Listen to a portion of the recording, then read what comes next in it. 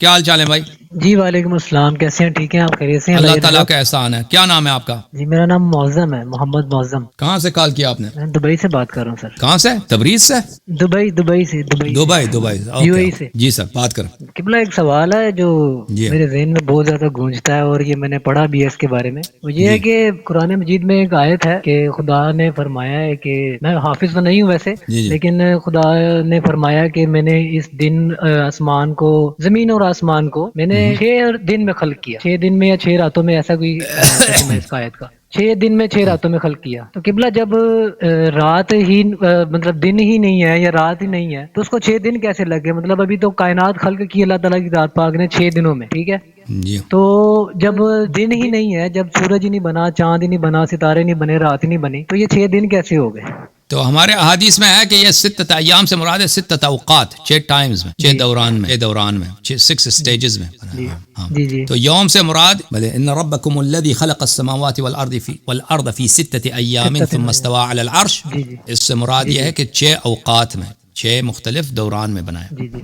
Okay. تو ٹھیک ہو گیا. قبلہ ایک اور سوال میرا آپ سے یہ ہے، مجھے بتائیے گا کہ میں نے بہت سے یہ قریشی صاحب بھی ہیں، وہ حنیف قریشی ایسا کر کے کوئی نام ہے، وہ کہتے ہیں جی انبیاء کرام افضل ہیں، یا یہ اہل بیت علیہ السلام جتنے بھی ہیں یہ افضل ہیں. تو آپ کے نزدیک یہ جو ہے ان میں رتبہ کس کا ہے زیادہ آپ کے نزدیک؟ کیونکہ میں آپ کی ویڈیوز تمام تر جو ہے نا وہ دیکھ رہا ہوں، سن رہا ہوں، بڑی تفصیل سے دیکھ رہا ہوں، بڑی ڈیٹیل کے ساتھ میں ساری آپ کی ویڈیو سنتا ہوں. مجھے کائنڈلی یہ بتا دیجیے کہ آپ کی نظر میں کہ یہ انبیاء کرام جو زیادہ فضیلت رکھتے ہیں، یا پھر سب مسلمانوں جو کا علیہ اجماع السلام ہے، سب مسلمانوں کا اجماع ہے جب عیسی ابن مریم علیہ السلام آئیں گے، اور عیسی ابن مریم علیہ السلام کوئی معمولی نبی نہیں ہے، اولو العزم من الرسل جی ہے. ٹھیک ہے. ٹھیک ہے نا. انہوں نے جی جی حضرت موسیٰ، 5 نبی ہیں جو اولو العزم ہیں، حضرت نوح علیہ السلام، جی ابراہیم، موسیٰ، عیسیٰ علیہ السلام، اور ہمارے پیارے نبی صلی اللہ علیہ وسلم. حضرت عیسی ابن مریم علیہ السلام جب آئیں گے کس کے پیچھے نماز پڑھیں گے؟ جی جی حضرت امام مہدی علیہ السلام کے پیچھے نماز پڑھیں گے. جی ٹھیک ہے نا. ٹھیک ہے نا. اور خود جماعت مخالفین نے خود روایت کی ہے کہ نماز امام جماعت میں جو سب سے عالم ہے، افضل ہے، اس کو آگے کیا جائے. مستحب ہے نماز جی ویسے بالکل. ان کے. جی ہاں ٹھیک ہے. بالکل. تو لازمی بات ہے کہ جب مہدی علیہ السلام جو 12ویں امام ہیں، فریقین دونوں مانتے ہیں کہ مہدی علیہ السلام اہل بیت میں سے ہیں. جی جی وہ جماعت مخالفین بھی کہتے ہیں مہدی اہل بیت علیہ السلام میں سے، ہم کہتے ہیں کہ وہ ہمارے 12ویں امام ہیں، وہ کہتے ہیں کہ نہیں وہ 12ویں امام نہیں ہے، بہرحال لیکن وہ اہل بیت علیہ السلام میں سے. تو وہ عیسی ابن مریم سے افضل ہیں، وہ عیسی ابن مریم کے امام ہیں، عیسی ابن مریم ان کی اقتداء کرتے ہیں، وہ خلیفہ ہوں گے، عیسی ابن مریم ان کی پیروی کریں گے. جب یہ مہدی علیہ السلام کی یہ پوزیشن ہے، یہ فریقین، اس میں کوئی مخالف ہی نہیں ہے اس کا، کہ جب عیسی ابن مریم آئے گا اور امام مہدی علیہ السلام آئیں گے تو ان میں امام کون ہوگا، پیشوا کون ہوگا، قائد کون ہوگا، خلیفہ کون ہوگا، سب کا یہی اجماع ہے جی ٹھیک کہ ہے. عیسی ابن مریم پیروی کریں گے حضرت مہدی علیہ السلام. واضح بات ہے. تو واضح بات ہے وہ تو اہل بیت علیہ السلام کا ایک فرد ہے. ٹھیک ہے نا. ان سے بڑا کون ہے؟ امیر المؤمنین علیہ السلام. فریقین دونوں جانتے ہیں کہ اہل بیت میں امیر المؤمنین علی علیہ السلام سے کوئی افضل نہیں ہے رسول پاک صلی اللہ علیہ وسلم کے بعد. ٹھیک ہے نا. تو واضح بات ہے کہ وہ اگر مہدی علیہ السلام، امام مہدی علیہ السلام عیسی ابن مریم سے افضل ہیں تو امیر المؤمنین علیہ السلام